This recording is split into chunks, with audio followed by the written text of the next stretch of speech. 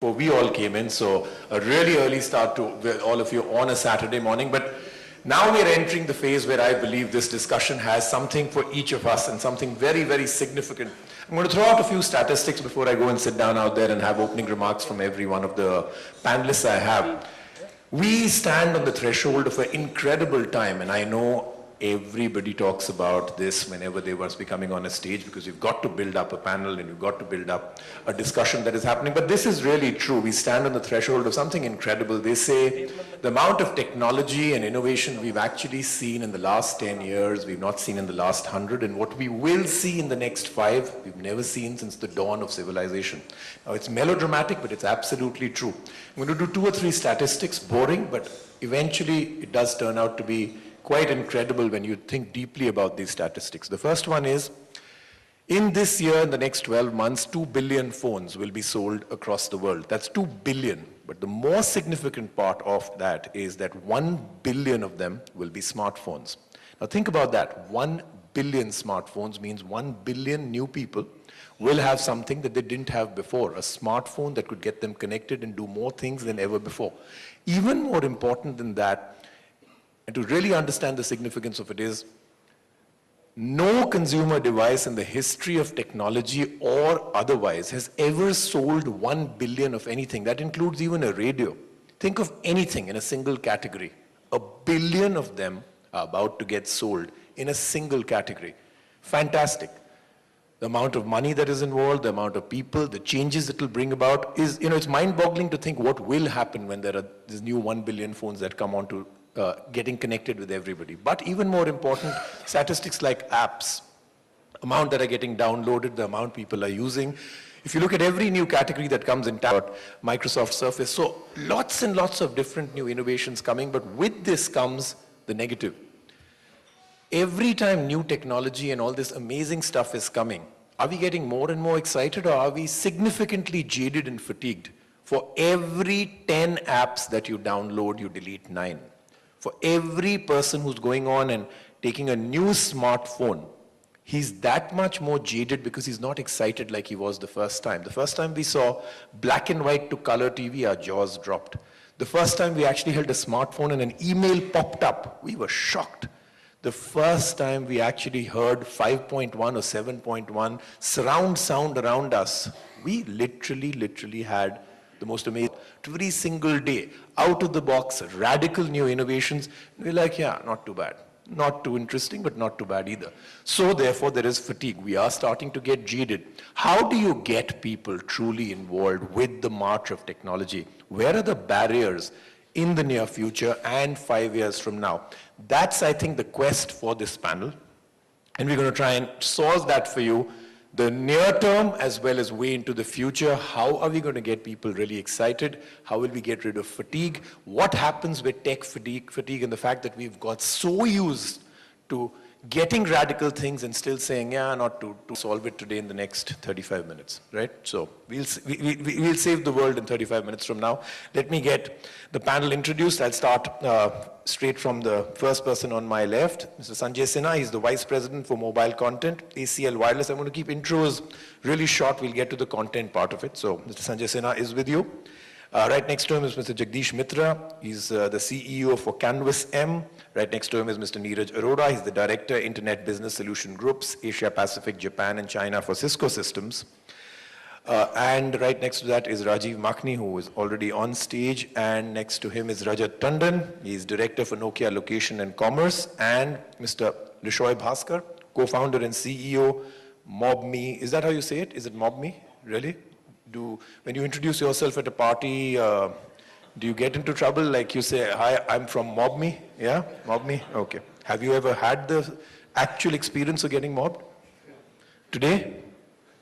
Okay, all right. So he is available right ahead. I'm going to get started. We will do this slightly differently from the normal panelists and the kind of discussions we have. First of all, we are trying to get solutions. So everything will be by example. We're not really going to be talking about just generic sentences and statements that are made. Everything will be backed by real life examples. The second, let's keep it interactive. So there'll be opening statements out here. I'll do a little bit of devil's advocate and ask some of the questions that come up, but the rest is entirely up to you. We will break out of this very quickly to come into audience and find out from you. And I'd like some hard-hitting questions because we've got a great panel here that represents almost every category that will take us forward. So let's make sure we get some questions and answers here. So let's get started. I'll give 2 minutes for opening remarks. And my first question really is, coming from the category that you all do, that is your own particular category, what do you really see is going to be the greatest barriers that you have right now with the fact that you have to engage customers for a long time now?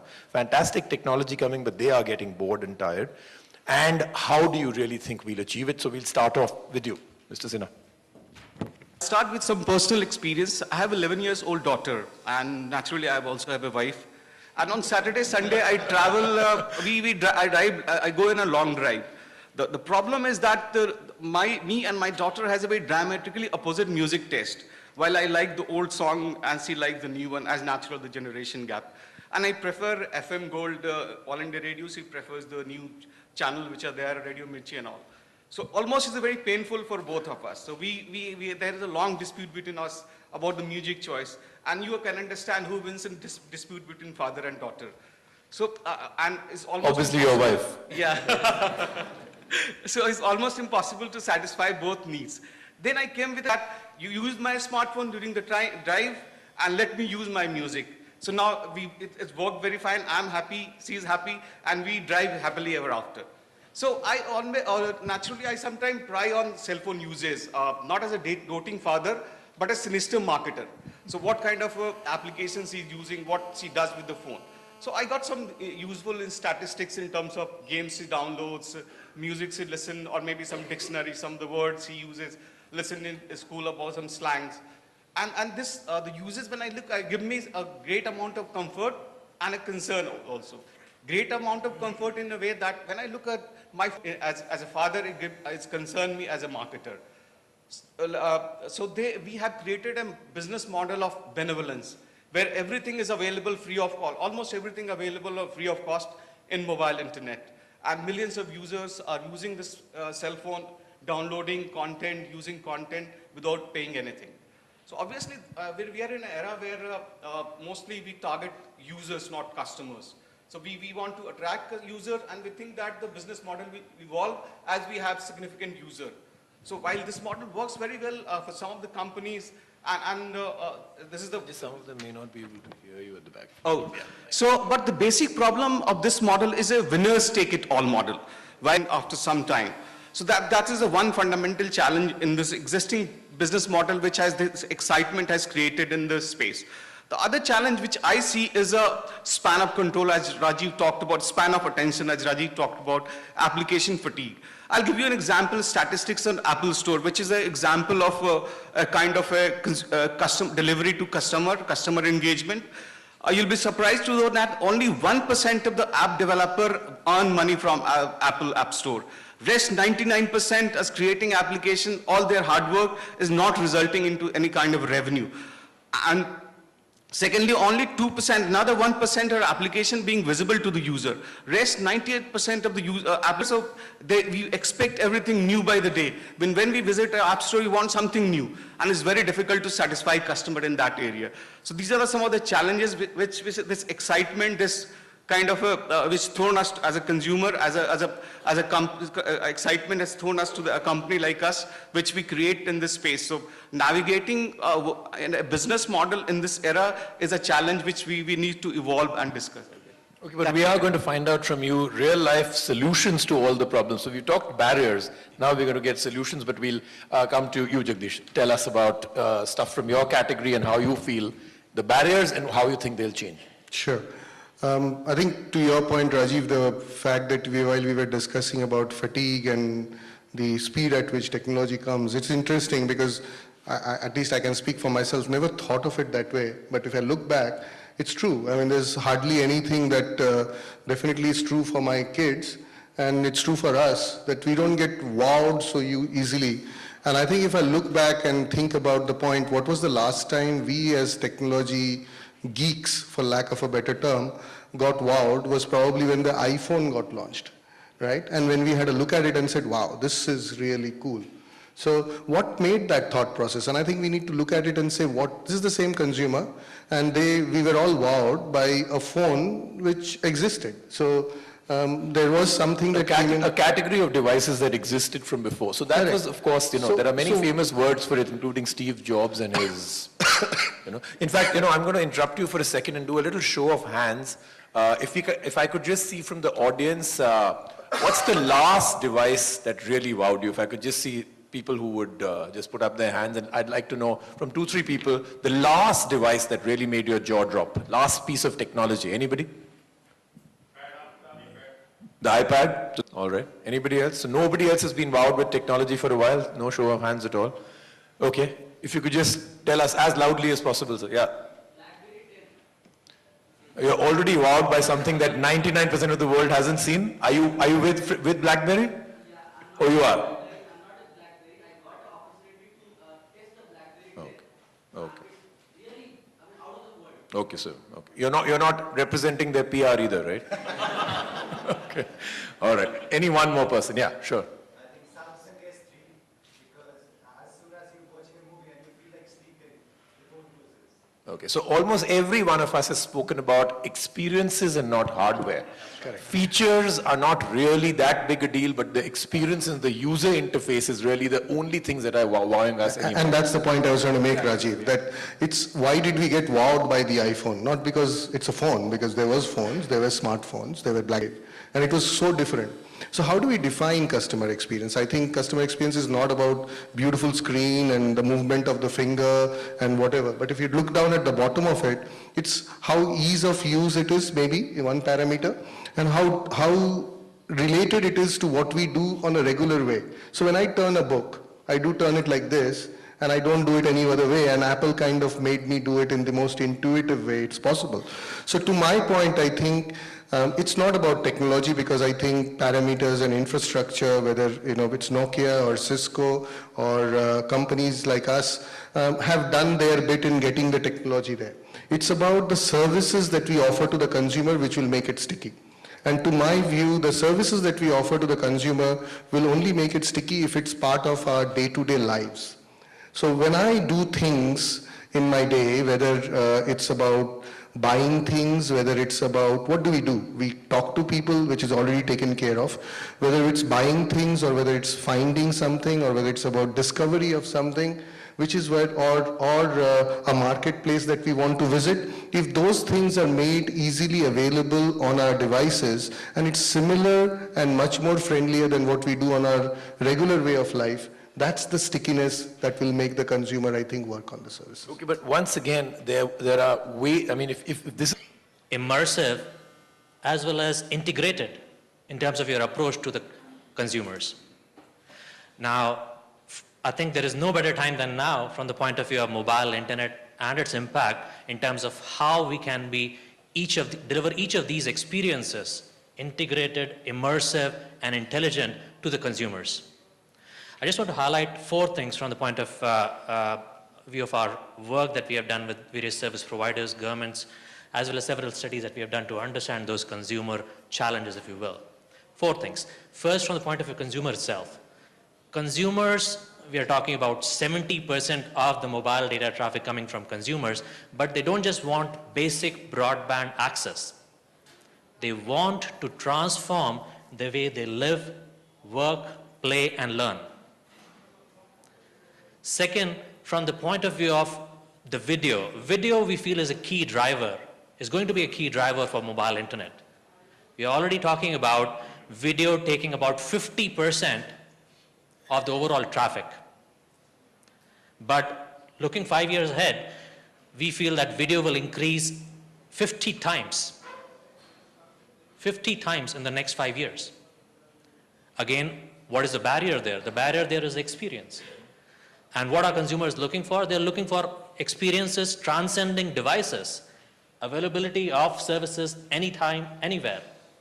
Content, managed content, unmanaged content, real-time, non-real-time content, any device, tablets, phones, smartphones, PCs, and so on. Third thing I wanted to highlight a bit more in terms of segmentation. If we were to just peel the onion a bit and try to understand who really these consumers are, who who are we basically when we use the mobile internet? What is our profile? Be it masses, classes, rural versus urban areas. There are certain services which are key, fundamental, if you will. So entertainment, for example, is a fundamental service. You go anywhere, you look for entertainment as an option. But the emphasis on services varies depending on whether you're in an urban area. So for example, in urban areas, we'll look for more communication, social networking kind of applications, as opposed to the rural areas or the smaller towns, where we'll look for more livelihood-related services, if you will. Mobile health care, education. Now the barrier, therefore, that comes into the picture is, how do I really understand these consumers and based on that develop a profile, personalize the experience, if you will, in terms of service delivery. And then finally, we are talking a lot about consumers, but these consumers also belong to, in their day life, work in small and medium businesses, they work in enterprises, and we are seeing the trends there as well from the point of view of business mobility. So in their day life, for example, small and medium business owners as well as employees are really looking for IT enabling their business processes. So the solutions, do we have those solutions for collaboration, CRM at an affordable price points? That becomes key. Similarly, enterprises, we are looking at trends like bring your own devices. Are enterprise really geared to enable this trend? That becomes a key point as well. So looking at each of these points feels to us that there are certain challenges obviously in each of these 4 areas to be overcome. But looking 10 years out, we feel that there is a bigger opportunity besides these challenges. And the bigger opportunity is really in terms of Internet of everything. It's not just Internet of things, connecting things, but connecting things to people, to data. And would we be geared, would we be ready to take care of that challenge in the next few years? That is again a key barrier, key challenge. Let me stop at this. Okay. I will come back to you because this whole thing to do with video and how it's going to be the key game changer in the future, I have some very strong viewpoints on that, so I will come back to it. Okay, Rajat. Okay, I think I'm going to continue on the story which Sanjay started off, the daughter and the mother story, a daughter in that medical institute, and she's not fibbing across to me. So it's very important that I have to know about the location. Where is she? I can absolutely know when is she going to come back home. So timing is very important. Similarly, I think most of us have experienced, the other story about wife. Pick me up. Where are you? I don't know. I'm in Connaught Place. You find out. I say, how am I going to know where you are? I'm just going to go all around circles. Can you just help me with your position? Anyway, there are 4 landmarks which are given to you, and you're still trying to find out where she is. Again, comes back to the fact, I wish she knew that she could actually transmit her location to me, and I could actually reach out to her and say, here I am, on time, not wasting any fuel or any other services or time, energy, and able to pick you up. So from my point of view, I think what I come from Nokia and I look after the location business for Nokia, it's very important today that in the days and times to come ahead, that how in the mobile content space, location has its own relevance. Now this can only happen if primarily, you look around everyday activity, what you do, right from, getting up to making a decision, what time I leave from home for work, you have a traffic challenge. So wouldn't it be fantastic to know about the traffic services which are, as you exit? Search, our desire to look for things is never going to die. So we always are looking out for things. Now search, with the information which is available everywhere, it has to be made, again, back relevant to me. And today it's more about around me, where I am, where I'm standing, what do I need to find around me? Whether it's a transit, whether it's a taxi service, whether it's a coffee which I want to have, whether it's a shopping place which I want to go to. So these are the challenges which I think, with the aid of location services, one can actually start looking at it. And barriers are around, but again, one of the biggest challenges of barriers is us enabling and adapting these technologies from a country which is hardly been familiar with navigation, using maps, road guidance, to saying that, locate yourself and drive yourself to a safe zone. So I think that's my point of view, Rajiv. Okay. So one of the parts that I did tell Rajat is that, location has been the low-hanging fruit for almost a lot of our panel discussions for the last 5 years. And somehow it continues to be just a low-hanging fruit which is almost unpluckable. So we'd like to know now, why has it taken so long? It was supposed to be the big deal a long time back, so I know I'm supposed to actually just go straight further, but I want to actually get into this Okay, right so- now. so you're gonna It's name me been- now. It's 5 years we've been talking about location is the next big deal. Location is, or like some people use another word, stalking. So, which is the right one? So clearly, there are certain guiding principles behind location services to be absolutely of importance. And primarily, if I look at one of the first ones is, it's got to be playful. Everybody, whether it's, you have to interact with any kind of surface which is playful. It's got to be human. The touch has to be absolutely human. It's got to be very personalized. So as a person, if I want a certain set of features or services, that should be made available to me. So a couple of these factors, and I think today with the community which we're living in, it's intensely social. So aspects of social combined with, human, combined with, personalization, and it should be useful every day. If it has no relevance, if it has no use, and that would actually, Rajiv, be built around both, the availability of certain applications, which make it useful, as well as, connectivity.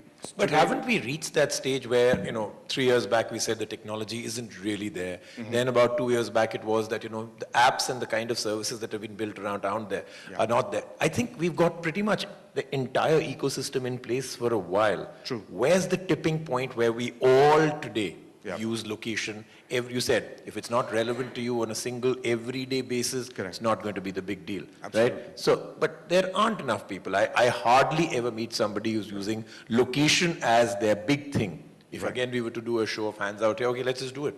How many of you use location? And I'm not talking using a GPS once in a while, talking about apps and services that truly, truly do everything that Rajat said. How many of you use it on a daily basis? A show of hands. There's one, there's two. Could you tell me how? What do you do? So that's GPS, right? That's mapping and GPS. So that's what I said. Other than mapping and GPS, is there somebody that uses, okay, may I know how? Basically, I use Google's Attitude, so tracking and knowing where I was, tracking the whole, that's the history. Right. Okay, so one person here. I can only add that I stay almost 20 days a month in Malaysia and Singapore. In my BlackBerry, I have not less than 200 LBS apps, including Shop Finder, List Finder, all kind of cross-checking.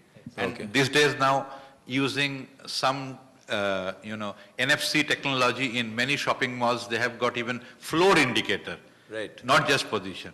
Okay, so you're using a combination of the two, right, out there. Okay, one more person I'd really love to know, because anybody using the real strength of what location is possible? Yes, ma'am. Or their SatNav, which is also very good. But that comes down into, again, GPS and mapping, yes. Basically, we have developed one solution which is basically tracking the positions of Okay. locations at the sites. I want to hear this because this is a plug, so yeah, tell me. Yeah. For your own app, yeah. Yeah, so we have developed one solution which is basically helping a company to track the locations of a persons who are on the tower sites, basically to track whether the person has reached there or not. So we track the latitudes and the longitudes of that of the location of that person. That is done through the device that person Yes, carries? yes. So this is the solution we have developed for our one company, actually. So again, not something that would be used as a Yeah. obviously a good app, but it's not something which will take momentum forward where everybody says, I've got to have it today. It's Yeah, fairly niche for what Yeah, you're doing. true. Okay, all right. Rajiv, if I just could weigh in based on the feedback from that lady, the inputs from that lady, feels to me like the issue is not just about the applications. We said we were trying to look into what really the hot button is.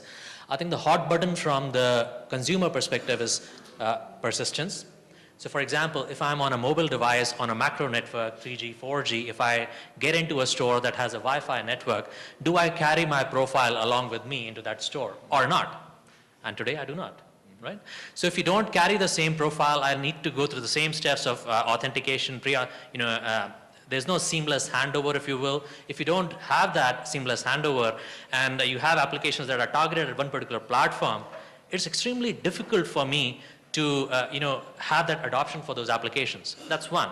So before we go forward, so what would be the ideal situation? Sure. You would walk into this thing and it should just have, in the same way as it switches networks from one cell tower to the other, it should actually switch from 3G to Wi-Fi and vice versa? Absolutely, and this is actually segues very well into what Cisco recently acquired. You may have come across ThinkSmart Technology is basically into Wi-Fi analytics, but I won't really go too much into that. But the concept really is that if you are on a macro network and you get into a particular store with the same service provider having a Wi-Fi network there as well, it seamlessly authenticates you, and you basically continue with the same experience, as opposed to a consumer having to fill a voucher or get a coupon and start a new experience altogether. That's one part. I think the second part is the intelligence about the consumer. Big data analytics, for example, comes into the picture here. So do we have the technologies that allow us to understand more about this consumer, not just from the point of view of the consumer profile, but then also from the point of view of the network characteristics? So how much has been the usage, how much has been the traffic coming in from a particular access point or a base station, to that lady's point, and based on that, customizing the experience. Maybe what I could do is, if I know this consumer is using a particular cloud gaming application, I can provide offers in real time for turbo boosting his capacity. I can provide other offers which will probably increase his experience and therefore will increase the stickiness of the consumer, if you will. So I think those are a couple of ideas, if you will, some of the barriers that we still have in terms of adoption of some of these applications. And there are some work that's happening in similar manner where telcos are looking at weighing to do discounting, dynamic discounting based on which location you are based in and the usage of that network over there, or to drive traffic from somewhere to the other usage of the cell sites, to be able to make sure that we could probably use the location parameters more effectively. In 2006, I reviewed... But the volume, right, Rajiv, you're right, that the volume is not that or great. 2007, I actually reviewed that as a pilot. And we are at 2012. So we're still waiting for that first really nice, intelligent coupon to come to me when I walk into a mall that does not invade my privacy. And I actually feel good about it because that's supposed to be really the holy grail. I should not feel bad, but good that I got the offer. At the moment, if it's bombing the way we get bombed, then it's not location. Yeah. So as of now, we're still waiting for that. Okay, my apologies, Lishoy. All yours. So we're going to ask you about barriers and also take this discussion to the second level, which is I'd like to know a fantastic example, a sample or a solution from you that has really got people engaged and is working. So both, let's start with the barriers. Okay, so coming to the next level of services which is going to engage the customers. So till the Androids and iPhones actually came into the market, the services primarily on your mobile phone was ABC of VAS, which is nothing but astrology, Bollywood and cricket, to the citizens over mobile platforms. Or you want banking solutions, you want payment solutions to come in. I want to consult my doctor over a mobile phone, over a call, or over a video call. I want to let my children learn through a mobile platform. So these are the real world services which has to be taken into the mobile world next. And we do have some barriers there. For example, now, any of us sitting here in this room, in the digital world would have at least 20 different usernames and 20 different passwords. Am I right? Correct me if I'm wrong. There is no solution which gives you a digital identity in this digital world. We're all on a digital world. We file applications online, we send emails, we send messages, and a number of different things. But we do not have a digital identity. The kind of digital identity that we have at this point of time is nothing but your mobile number. But your mobile can be lost, your SIM can be cloned.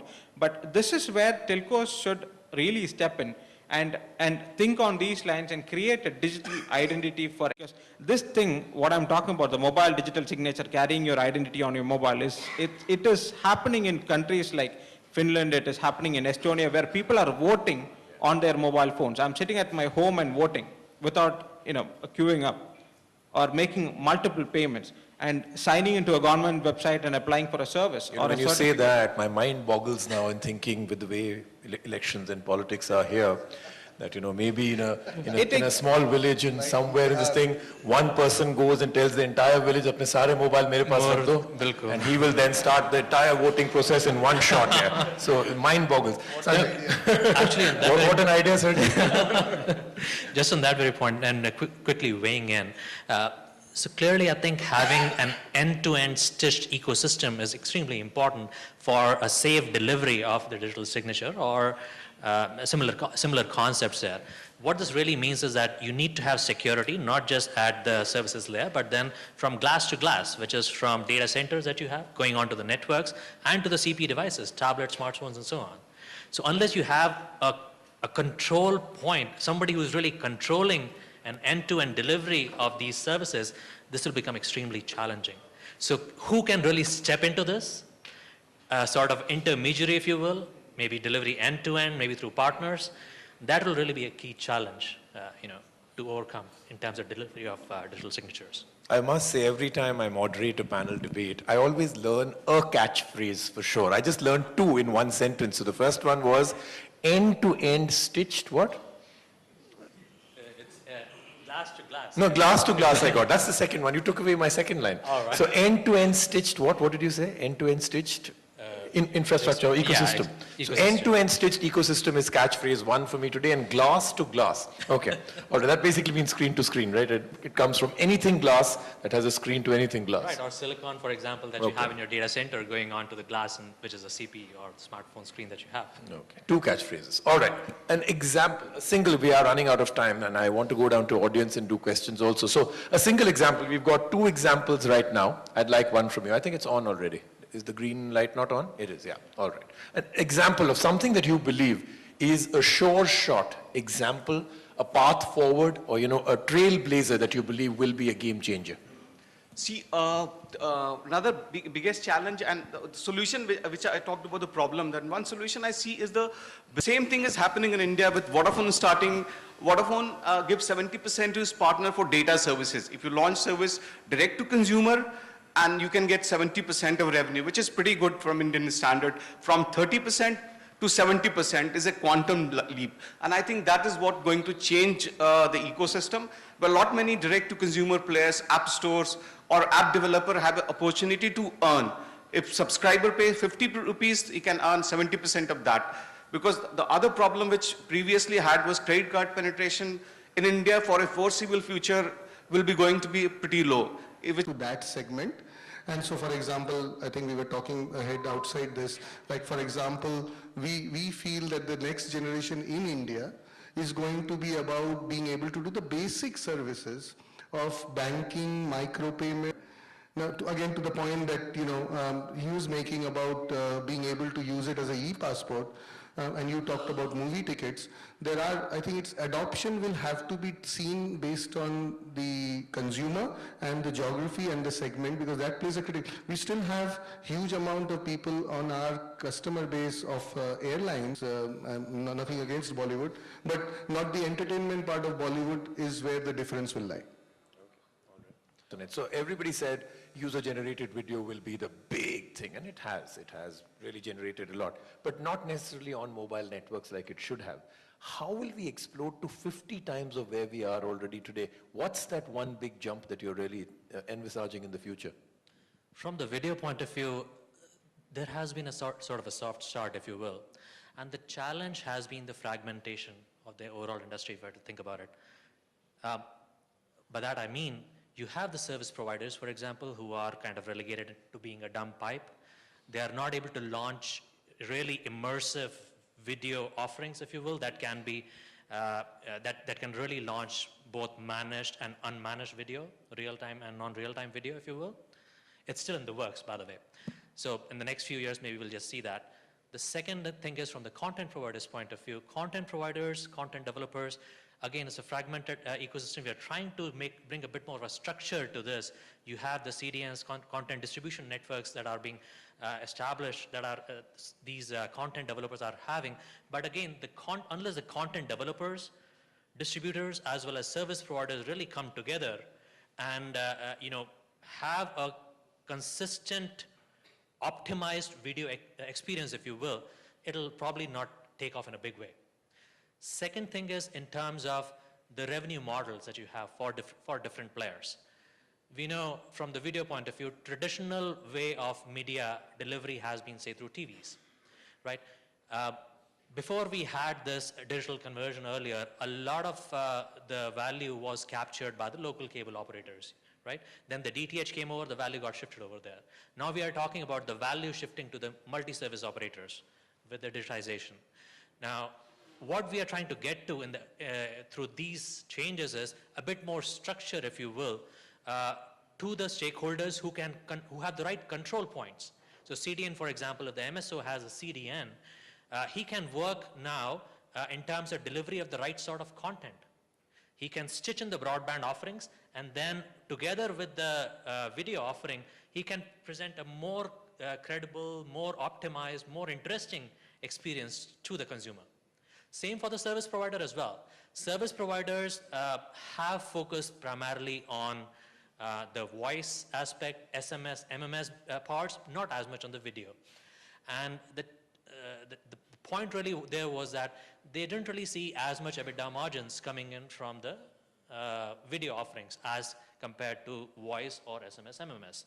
Now, as we are seeing, successive profitable profit declines for most of the service providers, they are really looking for what is the next thing.